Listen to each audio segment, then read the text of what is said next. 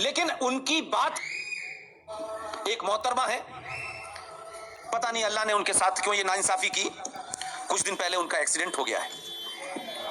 मैंने कहा कि भाई अल्लाह न करे किसी का एक्सीडेंट हो और हो गया है, तो मैं बार बार दुआ करता हूं।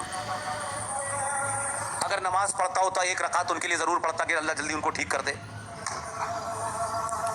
लेकिन उनकी बात का जवाब इस देश में दिया नहीं गया, क्योंकि हमें पॉलिटिकली करेक्ट होने का शौक है और मैं पैदाइशी पॉलिटिकली इनकरेक्ट हूं।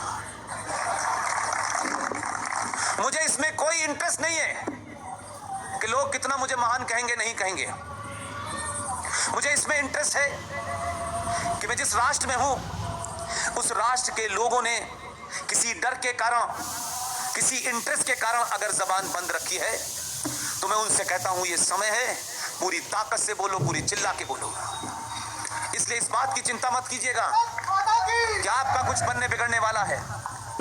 इसलिए छोटी सी बात फिर दोहराऊंगा मैं, आप लिख सकते हैं तो लिखिए, अगर बोल सकते हैं तो बोलिए, और चिल्ला सकते हैं तो चिल्लाइए, और अगर इन तीनों कामों को भी नहीं कर सकते तो जो चिल्ला रहा है उसके साथ खड़े हो जाइए।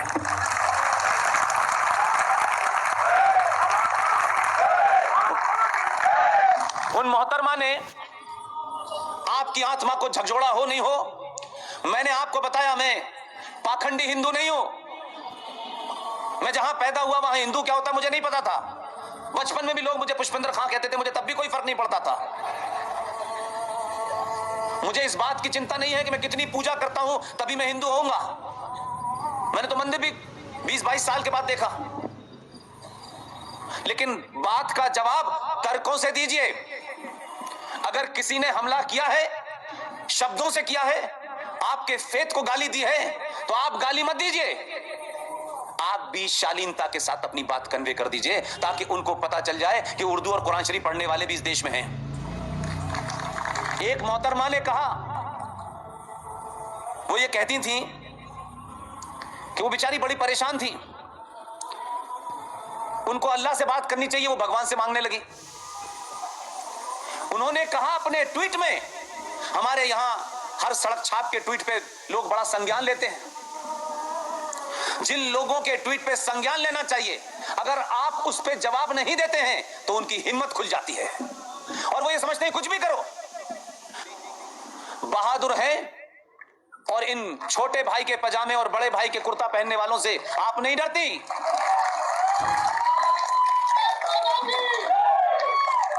नहीं तो इस किस्म की लॉन, इस किस्म के माहौल में हमने तो गजलें होते सुना है, लेकिन गजलों के इस मौसम में आप हमसे ये जो आग सुनना चाहती हैं, इसके लिए बहुत बहुत मुबारक।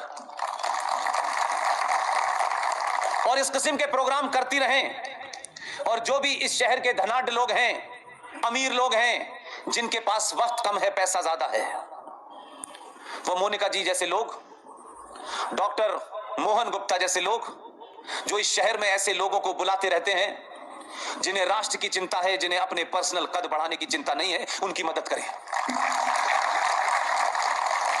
इसलिए उन मोहतरमा ने कहा कि मैं ये दुआ करती हूं कि भारत में मां दुर्गा को भूखा न रहना पड़े। उन्होंने कहा सरस्वती को बिना स्कूल के न रहना पड़े। उन्होंने कहा लक्ष्मी को भीख न मांगनी पड़े। महाकाली को उन्होंने कहा फेयर एंड लवली न लगानी पड़े। ये देश सुन के चुप रह सकता है, मैं नहीं रह सकता।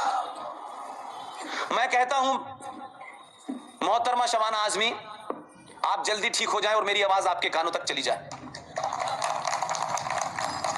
आपको महाकाली, दुर्गा, सरस्वती और लक्ष्मी की चिंता करने की जरूरत नहीं है। इनकी सुनवाई जिस दरबार में होगी उसमें आपकी आवाज नहीं जाती है। आपको अल्लाह से दुआ करनी चाहिए थी। अगर ईमानदार थी और आप कैफी आजमी की औलाद हैं, जिसे जो लेफ्टिस्ट था और आप कहती हैं मैं भी लेफ्टिस्ट हूं, सही जगह पे सही दुआ मांगेंगी तो बात बनेगी।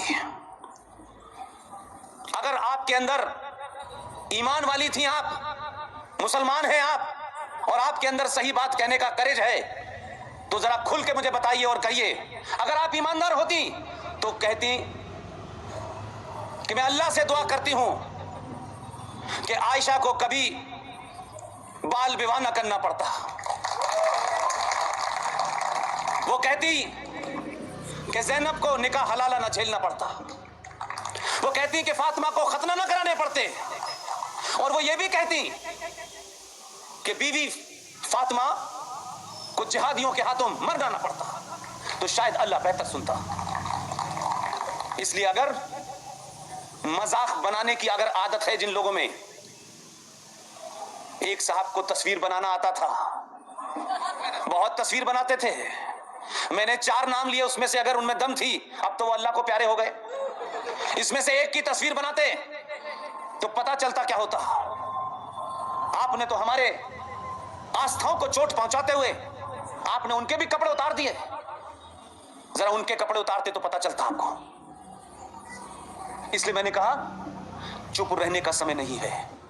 इस चुप्पी ने आपको 70 सालों में 1947 के हालात में पहुंचा दिया है। इसलिए खूब जोर से बोलिए, ईमानदारी से बोलिए, गाली गलौज मत करिए। गाली गलौज करने से अपना कद छोटा होता है। गाली गलौज करने के लिए ये अल्लाह ने कई भेजे हैं। एक रामपुर में है, कई है, दिन भर इधर उधर घूमते रहते हैं, क्या बकते हैं अल्लाह जाने, कोई सुनता नहीं।